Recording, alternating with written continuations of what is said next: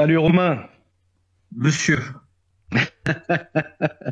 Ça fait trois ans que je te pourchasse. J'ai fait du chasing Romain Molina. Et enfin, on se retrouve. en effet, en effet, en effet. Alors Romain, alors t'es journaliste indépendant, hein, on t'a vu dans des articles dans la BBC, The Guardian et le New York Times. Mhm. Sincèrement, tu fais de l'excellent boulot, hein, pour plein de gens surtout. Alors moi, je t'ai découvert sur justement la saga Pini Zahavi sur YouTube. Moi, quand je t'ai vu, je me dis bon, qu'est-ce qu'il raconte ce Romain Molina? Et j'ai vu que tu étais très pertinent dans tes articles et très sourcé. Je me suis dit tiens, je vais m'abonner à lui. Et après, ce que j'ai découvert, hein, j'ai découvert la boîte de Pandore.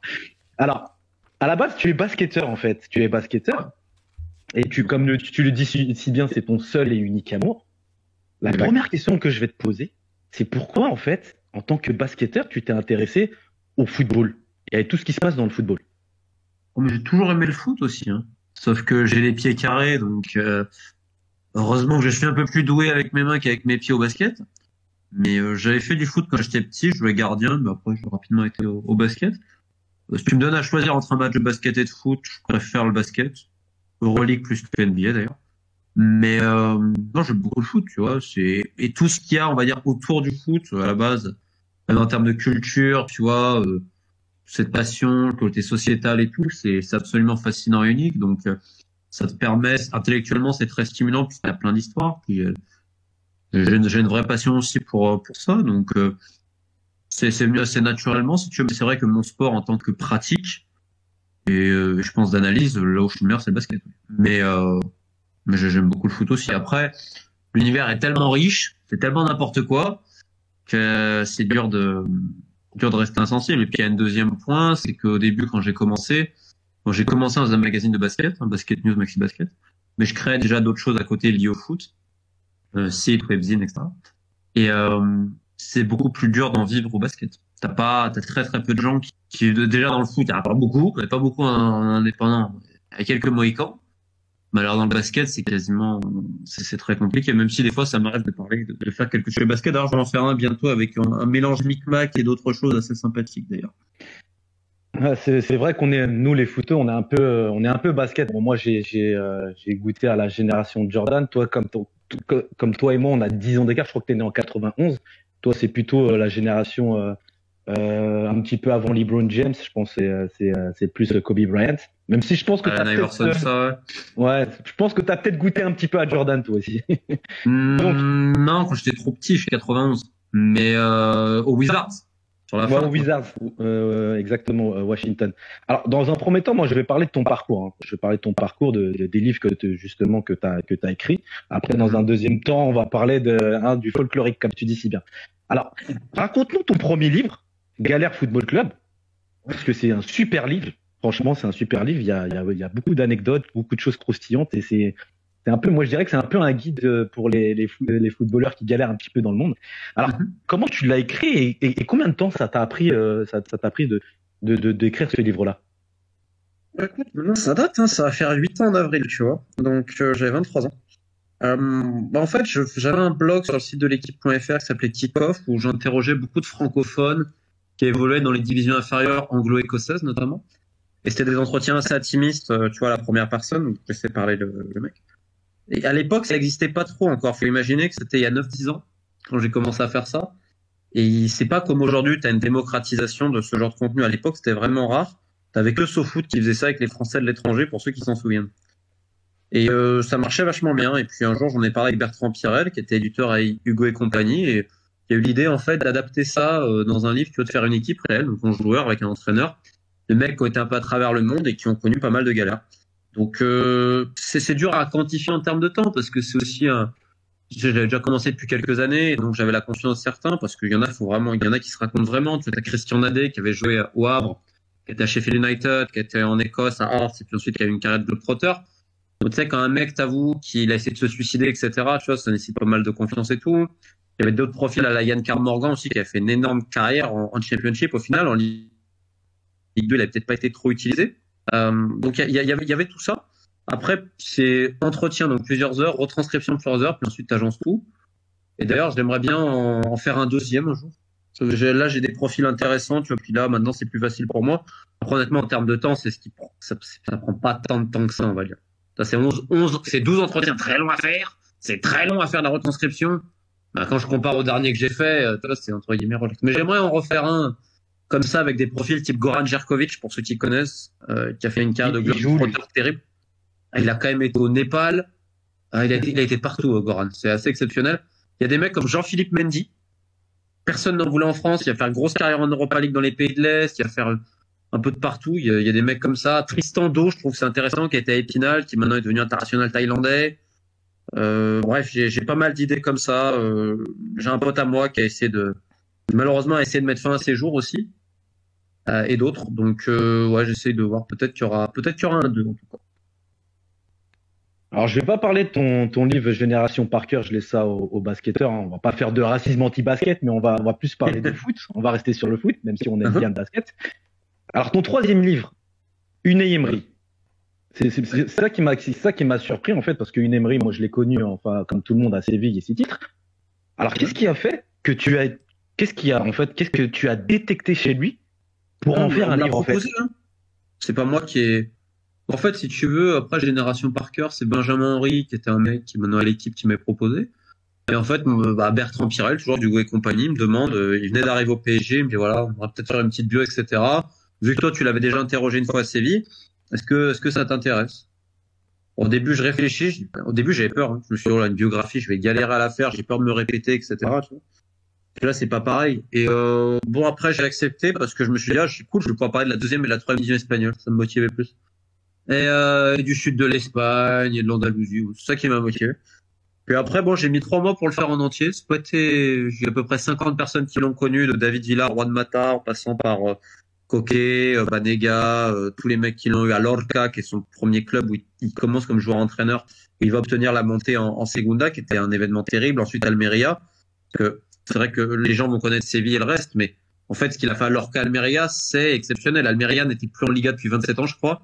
Il récupère une année, il remonte, meilleur classement de l'histoire ensuite d'Almeria en Liga.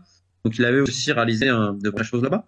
Et des problèmes, notamment Spartak. Donc ça s'est fait comme ça sur proposition, en fait. C'est pas moi qui mais je te dis, ça m'a intéressé notamment pour tout ce qui est foot culture et tout ça. Je trouvais que c'était pas mal. Et puis honnêtement, je ne l'aurais pas fait si tu sentais qu'il y avait des barrières, etc., qu'on essayait de me contrôler. Ça aurait été hors de question.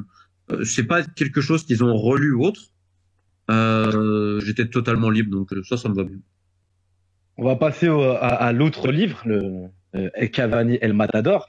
Ouais. Alors, je sais que t'as un amour indéfectible, on va dire, pour l'Uruguay. C'est même toi qui m'en as appris sur même la culture africaine en Uruguay que je savais même pas. Je sais que t'as de l'amour pour l'Uruguay et pour l'Irak, ça je le sais. L'Irak j'aime beaucoup. Ouais. Et en fait, la question que je te pose, elle est tout simple. Pourquoi Edison Cavani? Pourquoi pas un Diego Forlán? On me l'a proposé aussi, de la même manière. Ça aussi, on te l'a proposé. On m'avait proposé aussi de faire un truc sur Zidane, coach, que j'ai pas voulu faire après parce qu'en fait, j'avais commencé par exemple sur Zidane à avoir plein de gars qui l'ont connu à la Castilla, donc la réserve du Real. Et là, il y avait beaucoup de vécu, tu vois, beaucoup d'humains, c'était vachement intéressant. Puis dès que tu montes un peu, faut l'agent, faut le sponsor. Moi, j'ai dit, j'en ai rien à cirer. Hein. Vous voulez pas parler, je vais pas me plier en 4 pour vous, j'en ai rien à foutre. Hein. Tu peux être Luka Modric, Sergio Ramos, Karim Benzema, j'en ai rien à cirer. Hein. T'es un être humain, tu le sais comme toi et moi. Hein. Donc si c'est pour passer, parce que c'est pas de la faute des joueurs, c'est de la faute de tous les gens, les parasites autour. Et machin. Moi, ça m'intéresse pas. Donc moi, je joue pas à ce jeu-là. Oui, t'as pas de carte de journaliste. Non, j'ai pas de carte de journaliste, j'en veux pas. Pas de carte de presse et tout, c'est un statut fiscal, hein, c'est pas autre chose. Donc moi, je joue pas des courbettes. Donc le frère Ramos, par exemple, René, il est gentil, hein. Mais quand il commence à me sortir ces machins, je dis ok, c'est bon, ça m'intéresse. Donc j'ai dit non, parce que j'allais pas avoir ce que je voulais. Moi, ça m'intéresse pas de faire du Wikipédia, je veux comprendre, etc. Si les mecs veulent pas, je m'en fous. Cavani, je vais te dire, son frère Walter, mais qu'est-ce que j'ai rigolé avec lui. Et quand il commence à m'expliquer comment il faisait sa viande en Chine, etc., et j'ai passé des moments à mourir de rire au téléphone avec son frère Walter. À aucun moment il s'en foutait. Ok, Romain. Il est aussi modeste que son frère? Ouais, mais je pense qu'il aime un peu plus manger que lui. Il me paraît toujours une bouffe. Mais en France, les gens sont pas éduqués. C'est à mourir de. Aussi, il m'expliquait que dans les transports en commun, il comprend pas pourquoi les jeunes s'assoient et que les anciens se mettent debout. Lui, ça l'énervait. Donc, je en parlais de plein de choses. mais ils m'ont jamais rien demandé. En fait, au début, c'était méchant. Puis quand j'avais interrogé, après déjà 40 ou 50 mecs qui le connaissent, un jour, il m'a appelé, il me dit, mais tout le monde parle de toi. Donc on voit que tu travailles, tu vois, donc et que c'était honnête. Donc après, on a commencé à vraiment échanger avec Walter. Moi, Cavani m'avait appelé pour faire l'entretien final quand ils étaient au Venezuela. Et c'était limite dans les bouclages. Je dis à son frère et tout, il me dit, attends. Et là, après, il me dit, je me rappelle, t'as Cavani sur WhatsApp, il me dit, je peux t'appeler. Je dis, ok. Il m'appelle, on a parlé 1 heure, tu vois. Tranquille. Et donc c'était un peu comme Emery, tu vois. C'était un peu à l'ancienne. Donc ça m'allait. Et puis Cavani, j'ai pu en profiter pour parler de plein d'autres choses, sauf de Cavani presque. C'était un prétexte pour parler aussi de l'Uruguay, de plein d'autres choses, de comment à l'époque Palerme va recruter au niveau sud-américain, à Naples comment ça jouait. Il y a plein d'autres entretiens, ça va beaucoup plus loin que le simple Cavani. Et j'ai eu la chance en plus que ça traduit en Uruguay, comme le livre sur Emery qui a été traduit en espagnol, en russe et en Angleterre aussi. Donc, tu vois, I was lucky. Et sincèrement, tu nous conseilles d'aller en Uruguay? C'est un super beau pays ou pas? Moi, j'adore. Mais après, ça dépend pour ceux qui. Parce que si t'as un côté un peu vintage, nostalgie, je trouve que ça fait 13 années 2000. J'ai eu la chance de louer une voiture là-bas, donc tu vois, je suis allé jusqu'à. En fait, j'étais à Buenos Aires. Tu prends le Buquebus, donc qui est le bateau pour aller à Colonia de Sacramento, qui est la seule ex-ville coloniale de l'époque uruguayenne avec une architecture divisée d'un côté, l'architecture portugaise et de l'autre hispanique. Ensuite, bus régional à l'ancienne pour aller à Montevideo, où j'étais, le capital.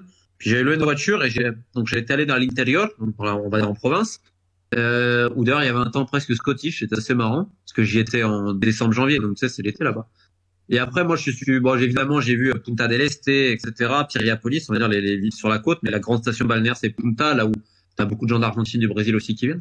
D'ailleurs, c'est marrant parce que la radio, en Uruguay, ils te disent Veranea, donc en gros, passe l'été, et ils te disent pas en Uruguay, ils disent à Punta del Este. C'est vraiment l'endroit pour rencontrer. Moi, j'ai tracé jusqu'au département de Rocha, et quasiment jusqu'à la frontière brésilienne et tout, donc j'ai fait quand même, je sais pas, faire presque 1000 ou 1500 kilomètres en Uruguay, quasiment en aller-retour. Oh non, j'ai adoré. Sauf la viande rouge parce que j'ai pas des dents très très bonnes, mais sinon à part ça, magnifique. Alors là, on va parler de ton livre, hein, qui est pour moi le meilleur. Hein. Place à ton livre, La Mano Negra, explosif. Et, franchement, super bien écrit, des paragraphes franchement bien faits. Alors là, on a vraiment affaire avec du travail d'investigation. La question que je te pose, et après je vais te poser sur les principaux personnages qu'il y a dedans. Comment tu as pu avoir toutes ces informations-là et de les rassembler et je vais te la reposer, que ça t'a mis combien de temps tout ça? Parce qu'il faut vraiment y aller dans le fond du fond. Hein. Ouais, j'ai eu du mal. Voilà. En fait, c'était la somme depuis que j'ai commencé. J'ai commencé quand j'avais 19 ans à peu près, tu vois. Donc il y a tout ça aussi, parce qu'à un moment donné, avoir tout ce réseau aussi au niveau international, parce que j'ai la chance de pouvoir parler anglais-espagnol. Donc tu vois, tu fais des contacts et que c'est des contacts et tout. Mais le jour où je fais une suite à la Mano Negra, qui sera sans doute Football Most Wanted Man, un peu comme c'est les top 10 de NBA, un truc comme ça. Là aujourd'hui, la Mano Negra, sur certains, j'ai énormément plus de détails. Je vais donner un exemple tout bête. Il y a un personnage clé qui s'appelle Juan Figuersberski, qui est le papa des papas justement. J'allais t'en parler justement. Mais tu sais que la petite fille de Figuer m'a écrit, Stéphanie, quand j'ai sorti ça. Et je suis en contact avec la famille. Le fils de Jorge Sterspiller, donc l'ancien agent de Maradona, le premier agent, celui qui va vraiment polariser le concept de droit d'image, qui est un truc aujourd'hui classique. En fait, c'est 2 mecs, donc un Uruguayen, Figuer, et un Argentin, Sterspiller, qui vont vraiment créer tous les concepts de business dans le foot et parfois aussi des trucs illicites. Alors que c'était quand même des gentlemen, c'était on va dire des braqueurs, mais des braqueurs avec une certaine classe. C'était un peu comme les bandits à l'ancienne. Tu vois, c'est pas des mecs qui allaient faire du mal aux gens, et toujours très élégants et tout. Mais bon, faut pas oublier que Figuer, il se baladait en voiture blindée. Le blindage était fait par la société qui faisait les voitures blindées des prédents d'Amérique latine. Hein. Ah mais j'aime bien comment tu le décris, Figuer. Figuer, j'aime bien comment tu le décris parce que on rentre en profondeur. J'ai lu dans le livre que le mec, il pouvait y avoir une embrouille, une bagarre, le mec, rien à foutre. Il est dans son monde. Ouais, c'est ça.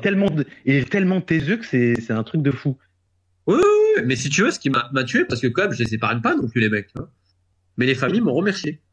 C'était notamment le fils de Caesar Spiller qui, ils en ont même parlé sur ses réseaux, etc. Donc maintenant, c'est sûr que j'ai encore plus de détails. Alors sur Zahavi aussi, hein, qui est peut-être le personnage central de la Mano Negra, et le mec qui historiquement a eu le plus d'influence sur l'histoire du foot en termes de business. Aujourd'hui, j'ai des anecdotes personnelles sur Zahavi qui sont inimaginables. Même sur son enfance, sur le grand rabbin qu'il a vu quand il était petit. Enfin, maintenant, si tu veux, j'aurais des détails, du détail. Mais déjà à l'époque, j'ai eu tellement de gens, mais t'imagines même pas. Après, ça a été aussi de le mettre en écriture, parce que c'est un peu écrit comme un thriller, parce que c'est un thriller au final. Donc c'était différent, mais je me suis bien amusé à le faire. Je me suis bien amusé. Mais Romain, c'est vrai, une fois quand j'avais vu une de tes vidéos, il y a très longtemps, mais c'est juste, je m'en souviens, c'est vrai que tu avais le numéro à Pini Zahavi, Ouais. et en fait, t'as commencé, enfin, il a commencé à écrire, après il s'est rétracté, il t'a dit, c'est quoi ce délire? T'as commencé à... Parce que ce que j'ai pas mis dans le livre, ce qui est un chapitre, c'est Conversations nocturnes. C'était un jeu de chat et de la souris, parce qu'il savait qui j'étais, parce que j'essaie de remonter toutes les pistes sur lui, parce que c'est un mec très mystérieux. Je pense pas qu'il y en a beaucoup qui lui ont posé la question de comment il a obtenu un passeport diplomatique à l'époque pour aller en URSS, alors qu'il y avait une rupture des relations diplomatiques entre Israël et l'URSS, tu vois, pour aller interroger l'ancien grand entraîneur du Dynamo et tout ça, et parler de ce fameux match quand le Dynamo vient jouer en Israël. On est un peu avant la fin de l'URSS et que ça avait nécessité des orientations politiques terribles et que l'architecte de tout ça, c'était lui. Et après, je vais parler d'autres trucs de TPO. Et l'un des trucs de la monnaie Graal, il y a deux très grandes révélations. La première, c'était qu'Abramovich était derrière un fonds d'investissement qui détenait les droits d'image d'autres joueurs qui n'appartenaient pas à Chelsea, mais qui, par exemple, étaient à Liverpool, comme Markovic. Et c'était Zahavi qui lui gérait ça. Et lui, il a le culot de me dire, je sais pas quel propriétaire, je connais que les conseillers. Mais si c'est Roman, tant mieux. Il est exceptionnel. Et c'est vrai que dans Conversation nocturne, je rentre dedans, il me rentre dedans, tu vois. Parce qu'il savait très bien que, et à un moment donné, il m'a dit, il faut bien faire attention à ce que j'écrivais, parce que je lui ai mis, en gros, il me disait, mais qu'est-ce qu'on me raconte sur moi? Je lui ai tout dit, je lui ai dit, il y en a, ils disent que t'es un mec du Mossad, que machin, que ci, que là, tu vois.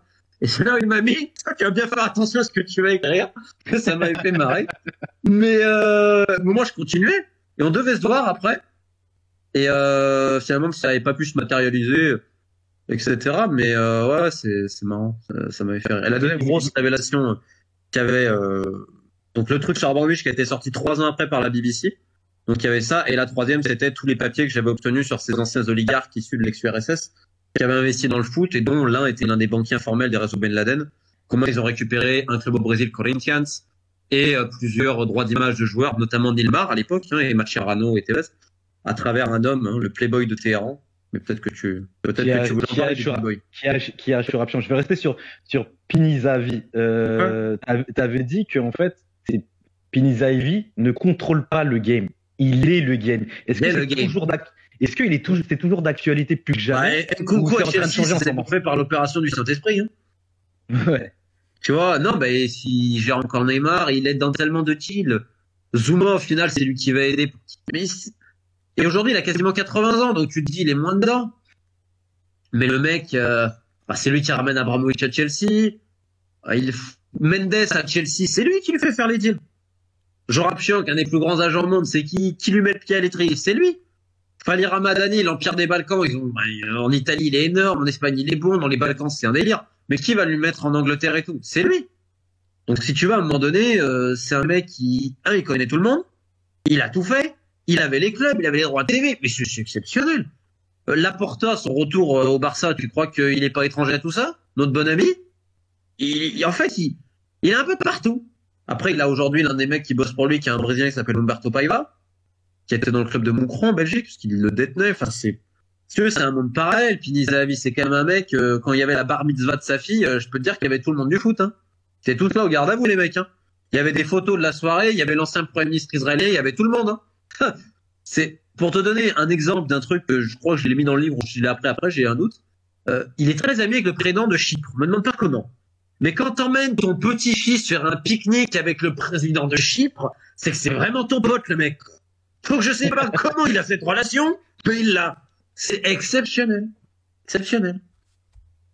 Et comment dire? Mais apparemment, Zahavi, en affaires, il est plutôt bon. C'est-à-dire qu'en fait, avec lui, c'est du 50-50. Après, quand on calcule 50-50 avec tout le monde, ça fait une sacrée somme à la fin.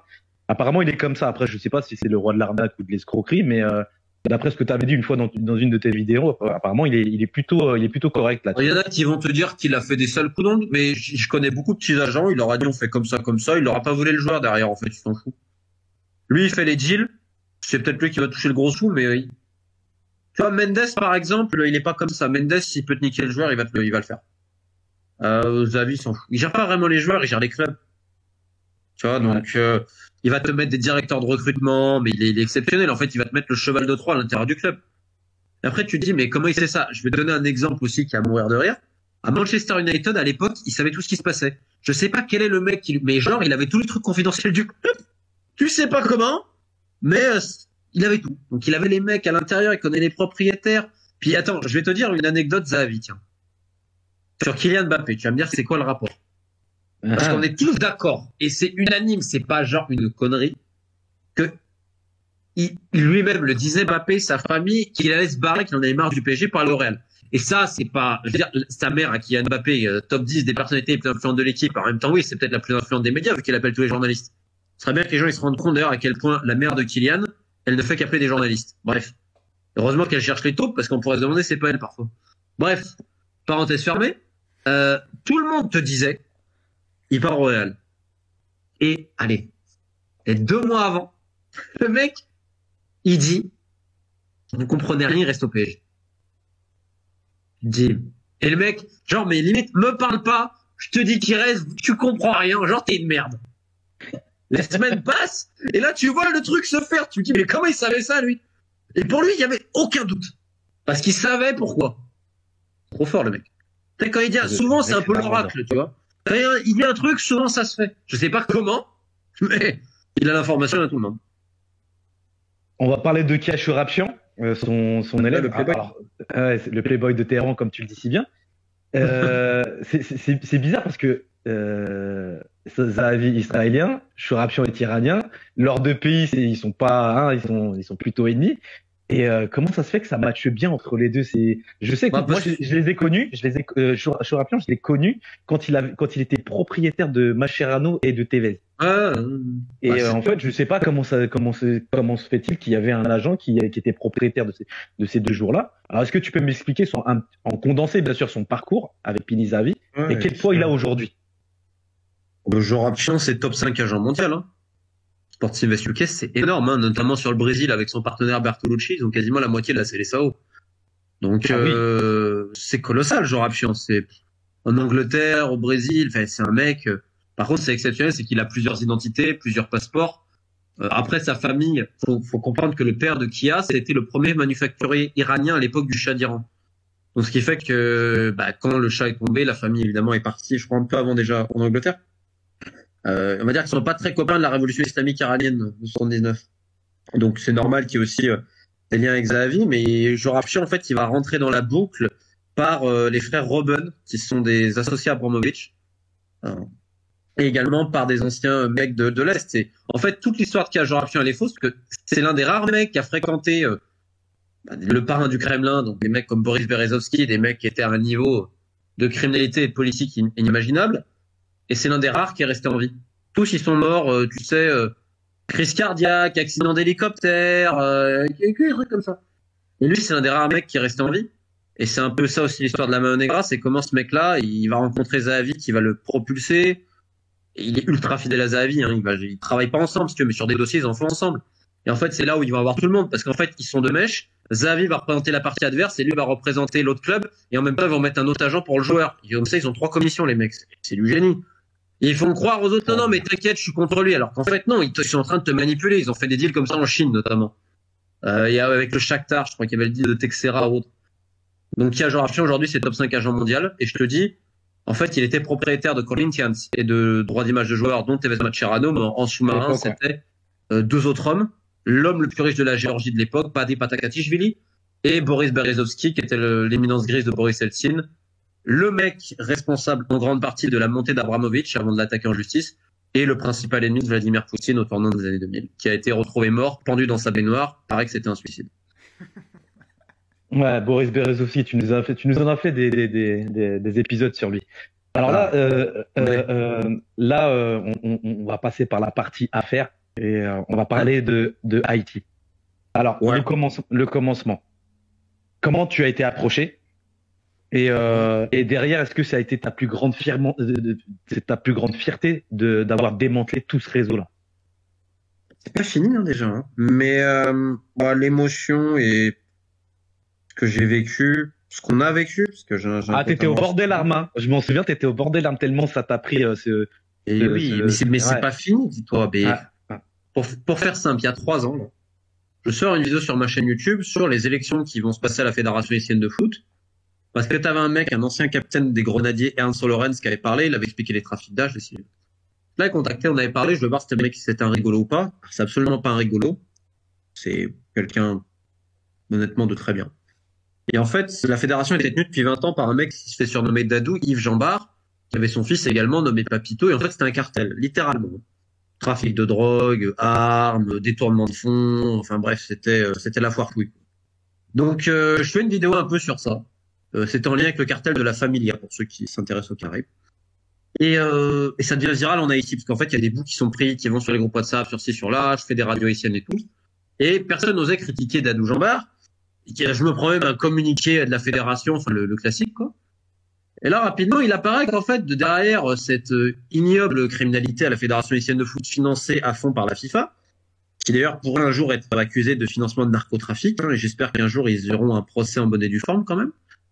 En fait, il y avait d'autres choses, c'était les abus sur mineurs du président de la Fédération haïtienne de foot, le tout puissant Dadou Jambard, ami personnel de Sepp Blatter et de tous les puissants du football mondial. Et donc, ça commence en fait par des gens proches de certaines filles, c'était des amis.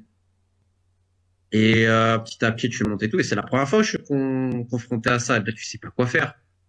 J'avais lu l'histoire dans le Guardian sur l'ancien président de la Fédé afghane qui a été banni à vie par la FIFA parce qu'il violait les joueuses dans une backroom dont lui seul avait les coordonnées. Enfin, c'est les empreintes digitales. Donc, j'avais lu ça et je m'étais dit, bon, qu'est-ce que je fais? Tu sais, maintenant, je commence à voir que c'est sérieux et tout. Tout le monde me le confirme. Je dis, merde, qu'est-ce que je fais? Là, j'ai un pote haïtien à moi qui est au Canada, David. Et on fait un peu ensemble parce que, tu sais, pour le créole, pour que ça soit plus simple. Donc, je me dis, bon, je suis pas plus con qu'un autre. Je vois comment ça s'est passé pour le Guardian, pour l'Afghanistan. C'est le même problème. Le but, c'est quoi? C'est que le mec soit banni à vie. Comme ça peut protéger les gamines, tant mieux. C'est contrairement à l'Afghanistan, lui, c'était surtout sur mineurs. Enfin, lui, c'était sur tout le monde, quoi. J'apprends en plus qu'il y a des filles qui ont avorté. Enfin, bon, c'est l'horreur absolue. Des filles de 15 ans qui avortent à 4 mois. Enfin, bref. Donc, je contacte un pote, qui s'appelle Alex Sismic, un journaliste que j'avais aidé, qui est un Italien indépendant, qui avait fait des papiers pour le Guardian. Je lui en parle, on parle à Ed Aarons du Guardian avec qui il était, on fait une réunion, j'explique ce qu'il y a et tout, on prépare un truc. Dans le même temps, je me dis, attends, ça me dépasse, parce que là, je commence à parler plusieurs filles et tout. Je me dis que je vais avertir la FIFA. Bon, à l'époque, je peux pas imaginer, je savais qu'ils étaient corrompus. Mais là, on parle d'un truc, tu vois, c'est pas de l'argent, c'est quand même de la pédophilie. Bon. Je contacte la FIFA officiellement et il y a un mec de la communication qui s'appelle Will. Il me dit, on fait un appel et tout. Confidentiel, faut que ça reste. Alors, je donne pas tout, mais j'explique un peu ce qui se passe, quoi. Il me remercie par mail, patati patata. Le lendemain matin, Véron Mosengo, qui est aujourd'hui secrétaire général de la CAF, qui à l'époque était en charge de la gouvernance de la FIFA, grand ami de Gianni Infantino. Il a appelé en Haïti pour les prévenir de ça. Là, évidemment, je suis averti tout de suite, parce que j'avais des gens en interne. Là, je pète un plomb, je dis attends. Les mecs me parlent de confidentialité. Le premier truc qu'ils font, c'est d'alerter en Haïti. Gaffe, c'est chaud, il va avoir ça, faut prendre tel avocat, etc. Je dis, mais c'est sous la gueule de qui? Donc là, je fais un mail qui est tout sauf diplomate, tu te doutes bien. Et je dis, OK, vu que c'est ça, on va devoir publier parce que vous pouvez pas le régler. Et c'est comme ça que le premier article va être publié il y a 2 ans et demi désormais. Et au début, la FIFA voulait défendre le mec. Il disait que c'était un complot. Parce qu'en fait, pour la FIFA, il y a que des complots, tu vois. Ça peut pas être vrai. Enfin, c'est une belle personne. C'est des gens qui veulent sa place, évidemment, parce que eux-mêmes seraient capables de faire ça. Romain, tu vas me dire que ouais. Tu vas me dire que la FIFA est complice, c'est quoi? C'est l'omerta? C'est quoi qui se passe? Mais plus que complice, ils ont trempé le biscuit. Blatter, il avait des cadeaux sexuels en allant là-bas avec... je vais pas donner son nom publiquement, mais il y a une dame qui avait refusé, mais une autre, elle a pas eu le choix, elle a dû coucher avec lui. Comment ça s'est fait, ce réseau? C'est que pendant 20 ans, il y avait les cadeaux sexuels aux employés de la FIFA et de la CONCACAF. Et des gamines par-ci et des adultes par-là. Ronald Gutiérrez, un des patrons de l'arbitrage du Costa Rica, quand il avait là-bas, il devait coucher avec deux. Les deux qui sont arbitres internationaux haïtiennes et qui ensuite disaient aux autres gamines d'aller coucher avec ces mecs-là. Tranquille. Ah, vous êtes du racolage, ouais, exactement. Mais c'est de la prostitution, c'est un centre de prostitution et de pédophilie. Où il y a même un gamin qui s'est suicidé quand même, un Charlin Bernardin. Parce que l'ancien ministre des Sports pédophile, Evan Sescoufleur, qui a été arrêté par Interpol après tout ce qu'on a fait, le mec il violait les gamins aussi là-bas dans le centre FIFA. Donc c'était un centre de mort, de pédophilie et de prostitution. Tu sais, quand t'as une fille que t'aides un peu, etc., qui commence, parce qu'en fait, tu la mets en contact, etc., parce que c'est moi après qui ai fait le contact avec la FIFPro, l'ancienne mondiale des joueurs, Human Rights Watch et d'autres organisations internationales, c'est moi qui faisais le traducteur au début. Je peux te dire que c'est pas évident. Et m'en est à une des filles, et ça arrivait pareil avec mon pote haïtien qui était essentiel. elle commence à envoyer une photo dénudée d'elle. Et là, tu dis, oh shit. Parce qu'en fait, vu que tu l'aides, elle croit que vu que tu l'aides, eh ben, faut qu'elle fasse ça. Mais c'est terrible à dire. Je te parle d'une joueuse qui est internationale, hein. Ancienne internationale. Et là, tu dois lui expliquer, t'es obligé de prendre des gants. Tu lui dis, écoute, fais attention à ce que tu fais. Parce que si tu fais ça, il y en a qui vont profiter de toi et tout. Mais en fait, elle, la seule chose qu'elle a appris, c'est que si on l'aide, bah, excuse-moi, elle doit te donner une prestation sexuelle, quoi. C'est terrible. Donc, évidemment que ça me touche parce qu'il y a des gens, il y en a un, il y a une personne qui a été exfiltrée d'Haïti qu'on a caché pendant 3 mois parce que les mecs leur cherchaient avec des kalachnikovs. Il y avait un bon de des aides, il y avait sa tête était mise à prix. Si tu veux, on est mon pote qui est au Canada, moi et une avocate anglaise de la FIFA Pro 4. La FIFA n'a rien à foutre. Rien à branler. La personne en question, elle risque sa vie. Pendant 3 mois, le cacher, j'ai pas d'expérience, moi, pour ce genre de truc. Les ambassades, elles sont fermées. Tu te fais sortir comment du pays? C'est en plein Covid. Pour que, je me souviens qu'il y avait un de tes amis en France qui était intervenu. Je crois que c'est lui qui l'avait, et plusieurs, c'est des lecteurs qui l'ont hébergé. Et un mec qui est prof qui l'a hébergé pendant 3 mois. Et c'est un pote à moi qui était dans un gros club qui va le chercher à l'aéroport. Je lui dis, je sais pas s'il sera là parce qu'on savait pas s'il allait mourir ou pas. Pour te dire une indication, quoi, c'est dingue. L'ambassade américaine, elle est fermée. Elle n'a plus de direct Port-au-Prince Paris. Faut passer par les States. Donc, il te faut un visa de transit quand on a réglé le coût du visa français. Sauf que l'ambassade, elle est fermée. Et là, écoute bien. Une dame que je remercie, qui est une ancienne du State Department, de département de justice américaine. Elle dit, faut qu'il passe, je crois que c'était à 14 heures. Pas une minute de plus ou de moins. Dans le backdoor, la porte de derrière de l'ambassade, il y a un militaire qui l'attend et il doit donner un mot de passe pour qu'il rentre. Et là, tu te dis, mais on est où? Donc, on lui dit, tac. Sauf que la personne, elle est cherchée, elle est wanted. Donc, elle était quelque part, cachée, on gardera ce lieu caché jusqu'au bout. Et avec une personne de confiance qui l'emmène en moto avec un casque. Le problème, il y a du monde devant l'ambassade quand même. Le militaire, il est pas là. Parce qu'en fait, il s'était trompé de porte. Donc là, il panique, il appelle mon pote et tout. Finalement, il arrive à rentrer. Mais les gens le voient rentrer, ils se disent, mais comment ça, le mec qui rentre, c'est fermé. Bref. Finalement, il sort. Le vol, je crois, est 2 jours après. Bon, il m'appelle. La personne m'appelle et me dit, bon, si Dieu veut, à demain. Parce qu'on sait pas si ça va passer. À l'aéroport. Et finalement, ça passe. Mais de pas grand chose, hein. Et c'est un pote à moi qui, en effet, va le récupérer. Et ensuite, c'est des gens, des lecteurs. Que j'ai mis une annonce en mode, ouais. Et à un moment donné, j'étais désespéré, je savais pas. Parce que là, les gens sur qui j'attendais, mais il y a personne. Hein, il y a personne quand on fait des trucs comme ça. Et finalement, voilà. Et puis, voilà. Mais ça a été incroyable. Et puis, il y a aussi une fille, pour mon pote et moi. C'est la première qui nous a expliqué ce qui lui est arrivé. On n'avait même pas parlé à sa psy et tout. C'est moi qui lui ai présenté une dame qui est devenue sa deuxième maman aujourd'hui. C'est une fille qui a retrouvé le sourire, qui a retrouvé un sens à sa vie. Qui a connu vraiment, mais t'imagines même pas. Parce qu'il n'y avait pas qu'un dirigeant, il y en avait plusieurs. Et donc ouais, ça crée des trucs. Mais c'est pas, je te dis, il y a encore beaucoup à faire. Le TAS, on n'a toujours pas le jugement du TAS. T'as le vice-président qui va au TAS là en février, qui gère les arbitres, qui lui était pareil. Mais je te dis, la FIFA protège des pédophiles en Haïti, protège ça parce qu'il y a trop de mecs FIFA qui ont mouillé dans les affaires de pédophilie en Haïti. C'est tout. Et vu que c'est en Haïti, tout le monde s'en fout, alors que c'est le plus gros scandale de l'histoire de la FIFA, faut arrêter vos conneries de machin. On parle pas de corruption, là, on parle de vie humaine. Et le petit Charlin Bernardin, il s'est donné la mort. C'est un des plus grands espoirs d'Haïti. Parce qu'il se faisait violer à répétition par l'ancien ministre des Sports, monsieur Lescoufleur, qu'aujourd'hui au pénitencier central de Port-au-Prince, après ce qu'on a fait. Donc oui, fierté, mais c'est pas fini. Même le président de la Fédération haïtienne, il est en cavale. Parce qu'il rentre plus en Haïti, tu vois, mais il est en cavale, il est pas recherché. Donc il va mourir de sa belle mort, peut-être comme Noël Le Graët, tu vois. Alors que le mec, il a fait, mais imaginable. Et il m'attaque en France, dis-toi, j'ai un procès en France pour diffamation. Non mais c'est exceptionnel quand même. Et la juge a trouvé ça recevable. Putain. C'est le système romain, mon cher Romain. Mais attends, je dis au mec, mais attendez, vous savez que lors de la Coupe du Monde jeune en France féminine, il a quand même violé des gamines en France. Le mec, il me dit, ah, c'est pas mon boulot. Est-ce que tu veux que je te dise? Donc, évidemment, c'est le dossier le plus emblématique pour moi parce que c'est ce dossier-là qui ouvre la parole dans le monde entier, qui va faire toutes les affaires que tu vois découlent d'Haïti. Donc, comme à l'époque de Toussaint Louverture et de Dessalines, ça a été la première république noire à obtenir son indépendance, qui a influencé également non seulement le continent, mais également toute l'Amérique latine, Haïti a toujours été pionnière, et c'est le courage de ces gamines-là qui permettent aujourd'hui une libération de la parole au niveau mondial. Par contre, toutes ces gamines ont été abandonnées par tout le monde. J'attends encore les Mégane Rapinoe, etc. Il n'y a pas un mot. Il n'y a pas un mot pour ça. Il n'y a pas un mot. Elles peuvent toutes crever, les gamines haïtiennes. Toutes ces femmes-là, là, qui sont pour les salaires, etc. Je dis pas que c'est important, pas important. Là, l'affaire qui est sortie avec la joueuse de Lyon, en effet, c'est scandaleux. Elle, en gros, enfin, ce qui s'est passé vis-à-vis de Lyon. Mais voilà l'impact médiatique. Il y a peut-être deux poids, deux mesures quand même au bout d'un moment. Je vois Mégane Rapinoe, là, gna gna gna gna gna. Mais Mégane Rapinoe, quand tu es contacté avec tes agents et que tu te tais volontairement sur ça, comment tu vas endosser le costume de, oui, je sais pas quoi. Non, tu endosses le costume d'un seul truc. C'est ton intérêt, c'est ta cause. C'est pas la cause. Ouais. Donc j'en veux énormément à ces gens. Énormément. Et il y en a qui m'ont dit, ah, machin. Je dis, non, mais attends, ces gens-là, c'est quoi? Moi, il y a des agents, je vais taire les noms. Ils ont limite demandé de l'argent pour ça. Mais allez vous faire foutre. Et j'espère que vous allez crever en enfer. Pour ce genre de truc, des vulgaires. Mais je peux rien dire de plus. Si ces gens-là avaient fait ça, je serais pas là à me faire chier, excuse-moi l'expression de ma vulgarité, à gérer des filles dont certaines ont envie de se suicider à cause de la FIFA, parce que des gens n'auraient parlé. Mais personne ne va en parler. Donc ça me met dans une rage absolue. Parce que c'est la cause la plus importante, c'est la plus grande affaire.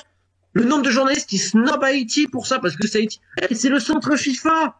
C'est le football mondial. C'est ces mêmes mecs après qui vont diriger le foot mondial, dont certains ont couvert des pédophiles et d'autres ont consommé. Un mec, membre du comité de direction de la CONCACAF, il a fait un gamin, une gamine là-bas. Fuck. C'est fou. Mais c'est fou. Ouais. Romain, vu cette affaire-là, comment ça t'a pris du temps, ça t'a pris. Et c'est pas fini, j'ai encore. Je sais qu'on est encore dedans, Est-ce que à ce moment-là, ça a été un tournant dans ta carrière de journaliste d'investigation, même de ta vie? Est-ce que aujourd'hui, tu passes de le pouvoir de dire à le pouvoir de faire? Aujourd'hui, la question est vraiment, est-ce qu'on a extrêmement peur de toi? Oui, je sais qu'on a peur de moi. Et que la peur a changé de camp, quoi. Oui, parce que cette affaire, c'est un tournant, parce que le mec soit banni à vie pour abus sur mineur, d'une, c'est la première fois dans l'histoire de la FIFA. Mais des fois, je vois des trucs mis sur moi que ma mère m'envoie parce qu'elle regarde tout. Je lui dis, mais toi, tu connais l'histoire. Il y a des gens qui osent dire, par exemple, j'ai vu, parce qu'il y a beaucoup de campagnes de diffamation contre moi, genre, ouais, c'est pas moi, mais j'aimerais qu'ils prennent ma place. Parce que c'est toujours pas fini, cette affaire, hein. Qui doit gérer, s'il te plaît, j'ai même dû faire des lettres, pour l'ambassade, etc. C'est moi qui gère tout, de A à Z. Parce que certaines n'ont pas confiance, ici et là. Donc, et puis il n'y a pas que ça, derrière, ça m'amène le Gabon. T'as quand même 6 personnes qui ont terminé au trou. Il y en a un, le président de la fédération, là, il a fait 6 mois, il est sorti en attente de son procès. Sur des réseaux pédophiles de 30 ans, parmi les plus grands de l'histoire. Il n'y a personne d'autre. J'ai tout géré de A à Z. Ouais, il y avait même le licenciement de Guernefort aussi, qui était en rapport à ça, là, on attend de publier certains faits sur lui, en effet. Mais là, c'était sur des coachs gabonais au plus haut niveau. Ouais. L'affaire en RDC. Et j'en ai fait plein d'autres. Au Zimbabwe, le boucher de la fédération qui a été suspendu de ça, en Mongolie. Donc, si tu veux, ça a déclenché, en effet, une libération de la parole mondiale dans le basket au Mali, le basket au Kenya, la fédération française, tout ce que tu veux. Mais Haïti, oui, c'est, les gens flippent derrière, parce que tu vois, au Gabon, tu vois qu'il y a des états, la suite de la publication qu'on a fait dans le Guardian, le lendemain, t'as le prénom gabonais, M. Bongo, qui s'exprime. Tu vois, j'ai aidé plusieurs juridictions internationales. Alors, je me prends pas pour ce que je ne suis pas, et tu changeras pas un système, mais tu peux avoir des petites victoires qui sont significatives. Et en fait, il y a deux peurs aujourd'hui. Il y a en effet ça, parce que tu vois qu'il y a quand même, oui, le pouvoir de faire quelque chose et de déclencher quelque chose au niveau international. Ça, en effet, ça existe. Quand tu vois Evan Sescoufler qui a été arrêté par Interpol suite avec tout ce qu'on a fait, c'est un travail commun avec l'ambassadeur haïtien UNESCO, Claude-Alix Bertrand, Grandet, une très grande personne de ce monde-là. Donc, évidemment, mais surtout, le principal, c'est que personne n'est mort. Tout le monde est relativement en bonne santé, même mentale. On a arrivé à gérer ça, ce qui prend le plus de temps. Parce que tu peux pas te permettre de publier certaines choses, de peur de révéler quelqu'un. Enfin, c'est toujours très compliqué. On n'est jamais tombé dans un piège. C'est-à-dire parce qu'on a essayé de mener des faux trucs pour faire tomber d'autres personnes. Donc, il n'y a pas eu d'erreur. Et ça, c'est vraiment le plus important. Et tout le monde est en vie. Parce que là, c'était vraiment des dossiers de vie. À plusieurs personnes qui ont pu sortir de leur pays et recommencer une vie ailleurs. C'est moi qui les ai mis en contact et tout. Donc, quand tu vois pour mon anniversaire ou pour le nouvel an, tu reçois un message de toutes ces personnes en disant t'as changé ma vie, etc. Ça vaut plus que tout le reste. Donc moi, je m'en fous. Après, je fais peur ou pas. Je le sais, un peu. Mais c'est pas mon but, tu vois. Je sais qu'en France, je fais peur à certains. Mais après, je vais te dire ça, je m'en fous. C'est moi, ce qui m'apporte, c'est humainement. Est-ce que tout le monde est en vie? Est-ce qu'on a réussi un peu à faire 2-3 trucs? Oui. Et on va continuer. Bah, le truc, Romain, c'est la première fois qu'on est rentré en contact, toi et moi, j'avais dit une phrase qui, justement, te décrit. C'est Romain Molina, comment dire, c'est pas, le problème, c'est pas qu'il dise la vérité ou pas. C'est plutôt, j'espère qu'il ment. J'espère qu'il ment. Et en fait, là, on va passer à la FFF. Et ça fait longtemps que tu es dessus. Et on en a déjà parlé en off. Alors, la FFF, vu ce qui se passe ces derniers temps, t'es au courant, hein, ça on le sait. Alors, comment les faire tomber? Est-ce que Noël Le Graët va-t-il tomber tout seul? Bon, écoute, là, sur la Fédé française, sur Le Graët, il y a beaucoup d'hypocrisie. Moi, j'en parle depuis des années, tu vois, même des SMS, etc. Il y a des gens j'ai vu qu'on déterrait des trucs que je disais déjà en 2021 et tout. Après, c'est disproportionné ce qui arrive, parce que Le Graët mérite de tomber pour l'ensemble de son œuvre. Il y a plusieurs choses à dire, notamment le système qui a été bâti, mais qui existait déjà avant lui. Maintenant, tu as un combat politique parce que M. Macron ne veut plus entendre parler de Le Graët depuis un moment. La ministre aussi parce qu'il y a une division entre les deux. Il a un peu humilié devant tout le monde. Donc aujourd'hui, tu as l'impression que le seul problème de la Fédération française de foot, c'est Noël Le Graët. Bon. Donc là, on veut le charger comme si c'était le seul responsable de tout. Donc c'est très hypocrite. Et en fait, on essaye de couvrir tout le reste, notamment les abus sur mineurs qui sont passés à Clairefontaine. Je fais un exemple, le fameux audit commandité par la ministre des Sports.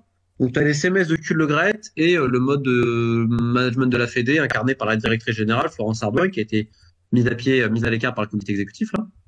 Et là, ils ont rajouté un peu, volet financier un petit peu. Mais déjà, c'est une blague de volet financier parce que 3 personnes en 2-3 semaines, ils vont pas réussir à tout voir. Donc, c'est prendre les gens pour des cons. C'est moi ce que j'ai demandé. J'ai dit, mais les abus sur mineurs, ils sont. Même l'équipe parle de la grande muette à ce sujet. Il y a un consensus médiatique après ce qu'on a publié. Ah non. Et regarde, aujourd'hui, t'as que Le Graët. Mais c'est un foutage de gueule. J'ai envoyé par mail au cabinet les éléments, les contacts et tout le reste. J'ai même pas de réponse. Mais ce que tu dis dans tes vidéos, Romain, c'est que tu le charges pas à tort. Certes, il a fait des choses, mais toi, tu parles que avec des preuves à l'appui. C'est pas Weinstein, Le Graët. Ouais, c'est exactement ça. C'est ce que tu dis. C'est un gros pervers, c'est un vieux pervers libidineux. Voilà. Alors, je dis pas que c'est bien, hein, mais il a jamais touché une femme contre son gré. Il y a quand même un directeur financier de la Fédé sur rapport d'inspection du travail qui est accusé d'agression sexuelle et qui a été condamné par les prud'hommes et tout, tu vois. Le directeur, par exemple, le patron de la Ligue de la Réunion, lui, il a eu plusieurs signalements pour harcèlement, il passe des mains à ses employés, les traitant de salopes, bon, ça passe. L'ancien président de la Ligue du Centre, membre FFF, il a été condamné aussi en termes de harcèlement par la justice. Est-ce que Le Graët est quelqu'un qui fait des propositions, il propose des plans à 3? Oui, mais quand tu lui dis non, voilà. Ouais, je dis pas que c'est bien. Mais si tu veux, devant la loi, ils vont coincer comment sur ça? Je peux très bien dire, j'ai essayé une fois, j'ai demandé, on m'a dit non, et en fait, tu te rends compte qu'après, il a pas demandé. Donc c'est dur à prouver harcèlement sur ça. Hein. Regarde l'affaire Darmanin, qui est quand même, excuse-moi, Darmanin, c'est quand même autre chose. Tu vois, donc, Le Graët, tu vas le chercher sur quoi? Tu vas le chercher sur des incointances. Le deal Intermarché, je pense qu'il peut être assez marrant à étudier, avec ses produits Le Graët en même temps, il y avait un truc sous-jacent. Tu vas le chercher sur le système qu'il a construit, tu vas le chercher sur la couverture des autres affaires, tu vas le chercher sur ces trucs-là. Mais eux, ils veulent le chercher sur les SMS. Bon. Et tu penses que, Romain, si tout ce système-là tombe, est-ce que tu penses que, par exemple, la génération France 98 est capable de reprendre le flambeau, ou plutôt ça sera plutôt Platini et ses sbires, ou sinon le système va pas, enfin Non, mais regarde, aujourd'hui, tu as quoi? Tu as des gens qui veulent garder le système en place. Donc on veut garder ce système à tout prix. Il n'y a aucune démission de membre du comité exécutif, et même. Donc aujourd'hui, on est en train de dire que le comportement de Le Graët est répréhensible sur certains points. Moi, je dis OK. Par contre, tous les membres de la direction de la Fédé doivent être logés à la même enseigne. Le directeur financier, il y a des rapports sur lui. On lui dit rien. OK. Les autres aussi. Donc ça, c'est le premier point.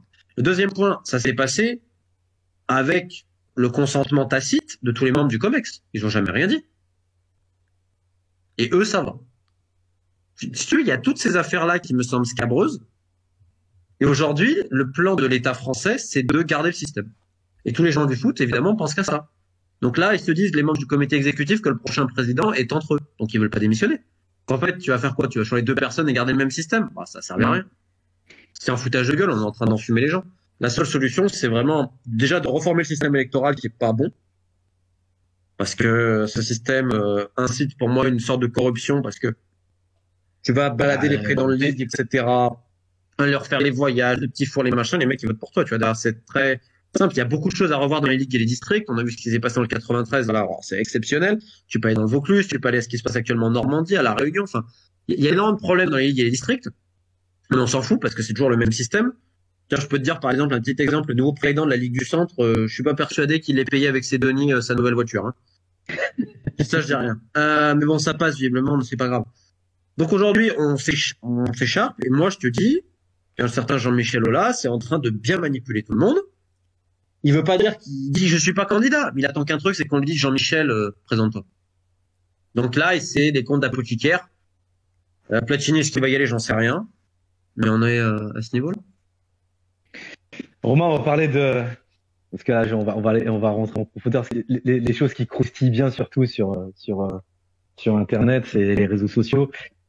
On va parler de Benzema, l'affaire Benzema Deschamps. Et la première question que je te pose, c'est est-ce que tu en sais un peu plus et c'est quoi cette histoire avec ces deux-là? On dirait que ça finira jamais. Est-ce qu'il a été victime d'un délit de sale gueule? Est-ce que pourquoi Benzema est victime de tant d'injustices malgré son statut? Bon, j'en avais parlé honnêtement. On est sur des enfantillages puissance 20 000. Puis en même temps, tu as un storytelling assez particulier. Parce que lors du retour de Benzema, qui a été plus ou moins quand même forcé, ça n'a jamais été un truc naturel, les cadres de l'équipe voulaient pas. Lloris, Griezmann, Pogba, Giroud était pas non plus forcément emballé. Giroud a été le moins nocif d'ailleurs à ce sujet-là, alors que c'est lui qui était le plus impacté. Benzema fait quand même... Les propos de Benzema sur Giroud ont quand même laissé place parce que les fans de Benzema insultent Giroud de tous les noms et c'est honteux. Non, ça c'est honteux. Parce qu'honnêtement, tu te mets à la place de Giroud 2008, comment tu veux être content quand tu vois ça? Et pourtant, Giroud et Benzema, en fait, après ceux qui ont parlé, il n'y a pas de problème réellement. Je vais même te le dire, et je l'avais dit, c'est pas moi qui les ai eus, mais par des connaissances, on m'a montré, les très proches de Giroud, eux se disaient pourquoi on n'essaierait pas Karim et Olivier, tu vois. Et ils n'ont pas balancé. Giroud était irréprochable même envers Benzema, de bout en bout. À chaque fois, on lui tendait des pièges. Mais il a été jamais gentil. Il a été très gentil. Parce que franchement, il y en a beaucoup d'autres qui auraient pété les plombs, tu vois, qui n'auraient pas accepté aussi tout ce qu'il a dit, même si je peux comprendre des trucs, mais honnêtement, il faut voir tout ce qu'il a pris dans la gueule, Giroud, le pauvre. Alors que Giroud, oui, c'est pas Benzema, oui, bah, ça reste un mec qui fait une sacrée carrière en club quand même. Il y a beaucoup qui aimeraient avoir la carrière d'Olivier Giroud. Hein. Je sais pas si on se rend compte. Il y en a, ils veulent le faire passer pour une pipe. Non, mais attends, le mec, va t'imposer au Milan AC. Derrière Zlatan. Il n'y en a pas beaucoup, hein. Le mec, il s'est imposé de partout où il est passé. Et moi, je me le rappelle à l'époque, à Tours ou à Grenoble, il n'y a pas grand monde qui misait un copec sur lui quand même. Hein. Mais après, tu as donc les 4 qui voulaient pas. Griezmann, Lloris, Pogba en tête. Vraiment, les 3. Donc après, ça a créé des soucis pour l'Euro parce que des histoires de je te dis, il y avait des problèmes de visuel. Oh, mettre en avant Benzema. La Fédé, à un moment donné, a mis en avant Benzema à fond parce qu'ils ont vu que ça passait bien dans l'opinion. Alors qu'avant, on voulait le trucider. Donc c'est un concert d'hypocrisie. Bon, l'Euro passe, Benzema, bon, bah, tu peux rien lui dire, parce qu'il pose pas de problème non plus dans le groupe.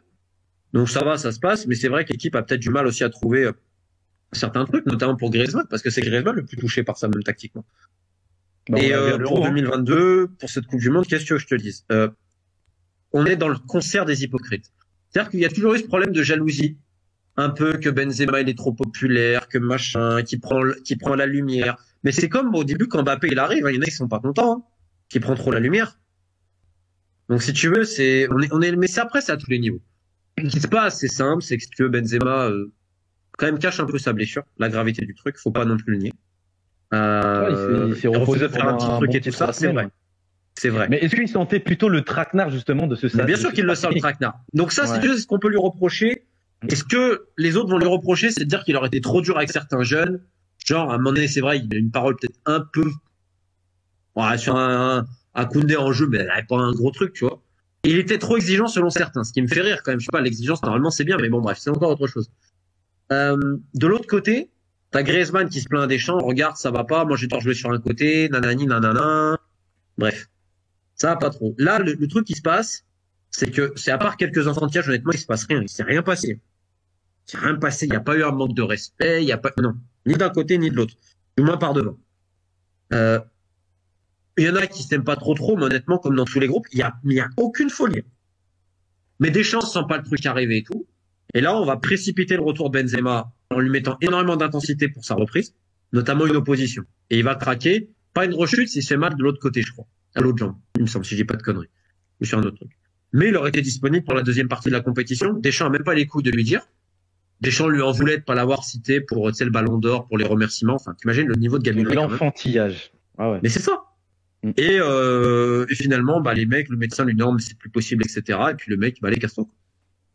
Et Mbappé, dans tout ça, il avait pas de poids, il s'en foutait. C'est quoi le. Je ne saurais pas te le dire, mais il y en a qui étaient très contents. Le mec le plus content, ça a été Griezmann, qui fait après un très bon mondial, sauf la finale où il est catastrophique. Mais voilà, c'est encore une fois, c'est les enfants de chiage. Parce que ça n'a jamais vraiment matché et le retour, ça n'a jamais été naturel, si tu veux, à tous les niveaux. Jamais. Alors, Romain, moi, j'ai deux autres questions. Après, je vais laisser place à mes collègues. De là, on a parlé de l'UFFF, de Benzema. Là, on va changer de continent. Et là, je vais te parler de la CAF. Alors, il y a un truc, tu sais très bien de quelle origine je suis, tu sais tout ça. Là, j'ai vraiment envie que tu rentres en profondeur là-dessus, parce que c'est une question que beaucoup de gens et même beaucoup d'Algériens se posent. Alors, tu connais Fawzi Lekja? L'homme qui pourrait chier par terre et la FIFA dirait que c'est bien. Exactement. Alors, c'est quoi son rôle à Fawzi Lekja et son acharnement sur l'Algérie? En fait, c'est ce qu'on se pose tous comme question. Parce que je vais pas être méchant, mais la fédération algérienne, elle adore jouer à la victimisation. C'est pas décent non plus, déjà. Premier point. La FAF, je préfère que tu me dises les choses clairement. Donc déjà, la FAF, c'est une catastrophe. Et un jour, j'espère qu'ils vont sortir le contrat Adidas de l'époque, parce qu'il y en a qui vont tomber de haut. Savoir tu en avais parlé, ouais. Tu en avais parlé, ouais. Mais je l'ai pas en main, donc je peux pas. Mais je sais qu'il y en a qui l'ont, mais ils refusent de le sortir. Par contre, à chaque fois, ils font des menaces sur les gens. Parce que si ça sort, il y a des gens qui vont tomber. Premier point. Deuxième point, ce qui s'est passé à l'époque avec Zetchi. Zetchi tombe. Truc un peu politique, la FIFA n'en voulait plus au tout. Pour quand même un mec qui a été élu, alors que il fallait au moins 50 dirigeants, il ne l'avait pas, l'ancien président. Donc en Algérie, c'est un peu dommage à ce niveau-là. Maintenant, le Maroc. Comment te dire? Il y a une politique, en effet, incitée par le roi d'investissement sportif, et ils ont fait des investissements qui sont quand même payants, que ce soit l'Académie Mohamed VI, les pelouses du Botola, etc. Ce qui n'empêche pas beaucoup de problèmes de gestion dans les clubs du Botola, notamment les dettes. Il y a plusieurs articles, notamment du journal marocain Le Matin et des témoignages. C'est assez effarant, la gestion, notamment un club comme le Wydad. Quand tu vois les dettes qu'ils ont, c'est pas normal, notamment les impayés. Mais, il y a un effort mis sur les structures réelles au Maroc. Aujourd'hui, de l'avis de tous les gens que je connais, structure globale, en totalité. Et avec également l'accueil et tout ça, c'est ce qui se fait mieux. Et ça va avec la politique panafricaine du roi marocain, je comprends. Fawzi Lekja, qui avait quand même des dossiers à la commission de discipline, au final, ça n'a jamais été plus loin. On pourrait comparer ça d'ailleurs au président de l'Ouganda, Magogo, qui en avait aussi, et de la Tunisie, Wadil Adjali, le bon docteur. Bref. Le premier amendement quand Motsepe est élu, Motsepe qui est un jouet de la FIFA de Gianni Infantino, le milliardaire sud-africain qui a déclaré être là pour du business, c'était de voter un amendement interdisant aux non-membres de l'ONU de devenir membre CAF. Donc Zanzibar, c'est fini, ils ne peuvent plus participer à aucune compétition. Alors évidemment, on s'en fout de Zanzibar, les gens vont me dire, mais en fait, Lekja célèbre ça comme une victoire, d'un air de dire, le Sahara, si jamais ils avaient vocation à réclamer un membre statut CAF, ils ne pourront plus, sachant qu'ils étaient membres de la CONIFA. Donc ça, c'est une première victoire. Et il a été récompensé pour cela. La position diplomatique du Maroc n'a jamais été aussi forte au sein de la FIFA. Et également celle du Rwanda. Ce sont les deux pays aujourd'hui les plus importants. Faut pas oublier le Rwanda. Ça veut dire que tu es en train de me dire que l'Égypte, c'est terminé, quoi. Non, l'Égypte a toujours de l'influence, bien sûr. Mais aujourd'hui, les plus influents au niveau de la FIFA, pas de la CAF, c'est le Maroc et le Rwanda. La prochaine élection du président de la FIFA, elle se fait à Kigali. Ils vont vers un bureau régional au Rwanda. Et le nouveau patron de la commission d'éthique, c'est l'ancien procureur du Rwanda. Et dans le même temps, le Maroc, en effet, est aussi célébré, etc. Pourquoi? Parce que le roi met beaucoup d'argent derrière le football et tout, et ça plaît. Donc voilà, c'est les têtes aujourd'hui de la FIFA. Donc Lekja a un statut presque d'immunité en interne au niveau de la CAF et de la FIFA. Mais après, dire qu'il en prend toujours à l'Algérie, non. Moi, j'ai cette impression-là. J'ai cette impression-là dans ses interviews et surtout le dernier truc qu'il a fait avec là, oui, là, en ce moment, oui, c'est chaud des deux côtés, mais parce que ça revient politique. C'est du soft power. Ouais, mais en fait, si tu veux, le foot marocain est une prolongation de la politique du roi, notamment pour la question du Sahara, et également pour affirmer le Maroc sur la scène africaine et continentale. Et le parcours des Lions de l'Atlas, admirable évidemment à la Coupe du Monde, maintenant le rend complètement intouchable parce que même la FIFA adore communiquer là-dessus. Tu sais, il y a un côté, ça va être politiquement non correct ce que je vais dire, mais moi j'en ai marre de ces gens et de ces médias qui, pour se faire bien voir des diasporas africaines notamment, encensent toujours l'Afrique quand ils ont rien fait de spécial. Pour moi, c'est on infantilise les gens. Tu prends exemple le Sénégal lors de la CAN. Sur la deuxième phase, c'est bien. La première phase, ils sont dégueulasses. Bon, on a tous les Sénégalais, je pense que tu l'as vu la dernière CAN. La première phase, ils sont dégueulasses. Ok? Mais on va encenser tout ce qui se fait parce que ça plaît bien, parce que c'est tendance. Tu vois, ça fait tolérant de dire ça. Moi, je trouve que c'est un manque de respect. C'est-à-dire que parce que c'est l'Afrique, tu dois être plus tolérant. Et non. Tu dois être aussi exigeant pour tout le monde. Excuse-moi, t'as vu le niveau de jeu du Ghana à la Coupe du Monde? C'est une catastrophe. Une catastrophe. 0. Le Cameroun. Ah, ok, me dit. Je pense que t'as vu le match face à la Serbie. Si Mitrovic, il met pas les chaussures à l'envers, ils en prennent 6 ou 7. Hein. Ouais. Donc, excuse-moi. Le Sénégal, bon après, par Mané, etc., ils font ce qu'ils peuvent. Ils sortent quand même des poules et c'était pas évident. Sur un match dégueulasse face au Qatar, mais ils sont très bons face à l'Équateur. C'était un bel adversaire, donc bravo à eux. Il n'y a pas de problème. Et le Maroc, bravo à eux. Le problème étant qu'à la FIFA, on va encenser, en fait, dès que il se passe quelque chose au niveau africain. Et quand c'est encensé, c'est encensé. Mais le problème, c'est qu'on va encenser des trucs qui ne devraient pas l'être. Et moi, je trouve que on infantilise. Et après, on va jouer sur la victimisation. C'est ce que fait la FIFA et le Maroc. Et ça m'emmerde beaucoup. Il y a une espèce de politiquement correct. Excuse-moi, moi, je vais pas m'extasier pour un truc qui est normal. Ou qui est un petit truc. Le Maroc fait en demi, ouais, super. On est d'accord. Sénégal fait ce qu'il peut, il perd face à l'Angleterre, ok. Mais ils sont sortis face à l'Équateur, très bien. Tu vois, je vais pas regarde tous les postes et la manière dont la FIFA communique, etc. Pourquoi? Et là, les gens vont dire, oui, mais c'est parce qu'ils veulent que l'Afrique se développe. Ils en ont rien à foutre de l'Afrique, c'est juste des votes. Faut que les gens comprennent ça. C'était des votes pour la FIFA. C'est le continent, il y a plus de 50 votes. Ils s'en foutent de l'Afrique. Ils veulent récupérer les votes de l'Afrique. Et donc, le Maroc, à ce niveau-là, suit la politique de la FIFA. Et donc, est très bien vu. Donc, moi, j'en ai marre d'infantiliser les gens. Je pense qu'il faut arrêter de prendre les gens pour des cons, pour bien se faire voir et d'être tolérant. Parce que bizarrement, je les vois beaucoup moins vocales sur le sujet des abus en Afrique. Je suis un gamin. Par contre, pour dire, regardez, championnat interscolaire, ce genre de truc, bon, ok. Et sur le Maroc, en effet, pour terminer ce que je te disais, désolé d'avoir un peu dévié. Non, tranquille. Aujourd'hui, à la FIFA, ils se réjouissent du parcours du Maroc, parce que l'Eja, parce que l'Euro. Bon. Maintenant, l'Algérie, pour autant, n'est pas détestée à la FIFA et à la CAF. Ils savent très bien que l'Algérie est un des pays les plus importants footballistiquement d'Afrique. Donc, tu n'auras jamais un truc contre l'Algérie à fond. Ce n'est pas possible. L'Algérie pèse trop sur le continent africain pour ça. Donc, moi, ce que j'aime pas aussi au niveau algérien, c'est la victimisation permanente. Je peux pas, je vais pas revenir sur Algérie-Cameroun. Mais Belmadi, c'est foutu la gueule des Algériens. Il n'y avait rien dans le dossier. Ils ont fait croire qu'il y avait des trucs. Et tu sais ce que c'était le dossier algérien?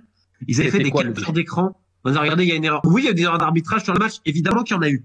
Bien sûr. Mais de là à faire croire que tu peux prouver une corruption, non. Et ils ont fait croire ça. Il y avait des vidéos qui tournaient. Il y avait des vidéos qui tournaient sur Twitter, comme quoi on voyait le fameux arbitre Gassama avec une grosse enveloppe, tout ça. Bon, moi je l'ai vu. Après, je sais pas si c'est c'est des faits. Dans quel contexte, je sais pas. Et attends, mais je vais te dire. Moi, j'aurais été ravi s'il y avait eu un truc, parce que ça m'aurait permis de prouver encore une fois la déliquescence des instances. Et ça aurait. Mais j'ai rien, pas le moindre truc. Franchement, peut-être que je passe complètement à côté, c'est possible. J'ai cherché. Maintenant, regarde la victimisation de la fédération algérienne à chaque fois.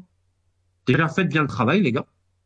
Parce que mais pour toi, elle ne pèse pas la FAF, elle ne pèse pas ou vraiment c'est. L'Égypte essaie de la récupérer à un moment donné. Si, il y a des alliances qui se tissent, mais la FIFA peut pas se mettre à dos l'Algérie. Donc, le Maroc a plus d'importance et d'influence, évidemment, mais tu vas pas flinguer l'Algérie. Je rappelle que le gouvernement algérien, à un moment donné, ils ont lâché Zetchi. La FIFA les a soutenus. Alors que normalement, le mec aurait jamais dû être élu parce qu'il ne correspondait pas au statut. C'est le gouvernement algérien qui politise encore trop son foot et qui fait de la merde. C'est pas la faute du Maroc, là, par contre. Et je te dis ça avec tout ce que je te dis sur l'Eja, qui est, je trouve, un côté vomitif de faire ce qu'il veut à la FIFA et d'avoir une influence terrible, essayer de s'ingérer dans les affaires des autres. C'est une réalité aussi.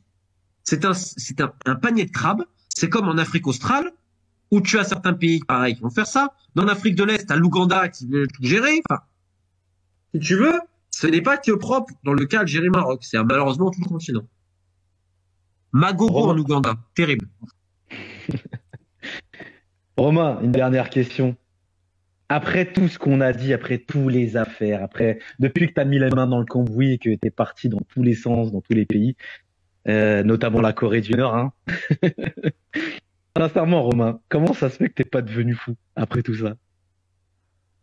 Parce que je rigole de tout, j'essaie de prendre du recul, mais après je suis naturellement zinzin, donc un peu plus ou un peu moins.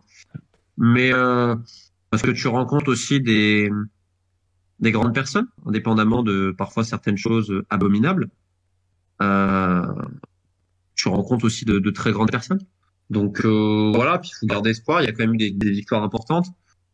Je sais qu'il y a certaines vies qui ont été un peu changées. Donc voilà, puis j'essaie des fois de faire d'autres choses. C'est pour ça que j'ai fait un livre sur le Yémen.